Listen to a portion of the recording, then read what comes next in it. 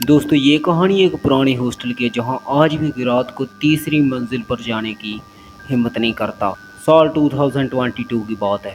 रोहित नाम का एक लड़का अपनी पढ़ाई के लिए एक शहर में एक पुराने हॉस्टल में रहने के लिए आया। उसे कमरा नंबर 307 मिला और हॉस्टल के बाकी लड़कों ने उसे पहले ही चेतावनी दी, अगर रात के 3 बजे दरवाजे पर 3 बार दस्तक हो तो दरवाज़ा मत खोलना। रोहित ने उनकी उस बात को मजाक समझा। पहली रात तो सब कुछ ठीक था, लेकिन दूसरी रात रात को 3 बजे ठक ठक ठक किसी ने उसके कमरे का दरवाज़ा खटखटाया। रोहित ने पूछा कौन है। बाहर से कोई आवाज़ नहीं आई। उसने दरवाज़ा खोला लेकिन बाहर सारा कॉरिडोर खाली था। उसे ऐसा लगा शायद किसी ने प्रैंक किया होगा।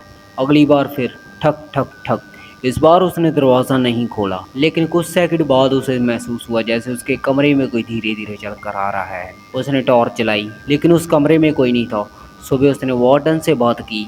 उस वार्डन का चेहरा अचानक उतर गया। उन्होंने कहा कि कमरा नंबर 307 तो कई साल पहले बंद कर दिया गया था।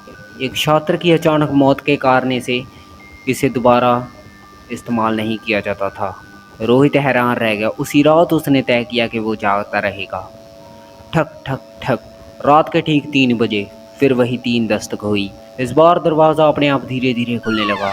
उस कॉरिडोर में एक सफ़ेद कपड़ों में एक आकृति नजर आ रही थी। उसका चेहरा दिखाई नहीं दे रहा था। वो धीरे धीरे उस रोहित की तरफ बढ़ने लगी। डर के मारे रोहित ने अपनी आंखें बंद कर ली और कुछ सेकंड बाद सब कुछ शांत हो गया। जब उसने आंखें खोली तो कमरा बिल्कुल खाली था, लेकिन दीवार पर धूल से किसी ने एक लाइन लिखी थी, अगला कमरा तुम्हारा होगा। लेकिन अगली सुबह रोहित ने तुरंत वो हॉस्टल छोड़ दिया। लेकिन आज उस हॉस्टल की तीसरी मंजिल हमेशा के लिए रात में बंद होती है। कहा जाता है कि रात 3 बजे अगर वहाँ कोई दस्तक सुनाई दे तो कभी दरवाज़ा मत खोलना। धन्यवाद। तो गाइस, तो ये थी मेरी स्टोरी। मैं छोटी स्टोरी इसलिए बनाता हूँ क्योंकि मैंने एक दिन बड़ी स्टोरी बनाई थी। मुझे उसको बनाने में 2 दिन लगे थे, लेकिन उस पर व्यूज़ बहुत कम आए। एक बंदे ने कमेंट किया था, मैंने इसलिए बनाई थी, लेकिन उस पर उसी उसी बंदे का कोई लाइक नहीं आया और व्यूज़ भी बड़े कम आए। तो इसलिए मैं शुरू करने वाला हूँ आपसे छोटी स्टोरी।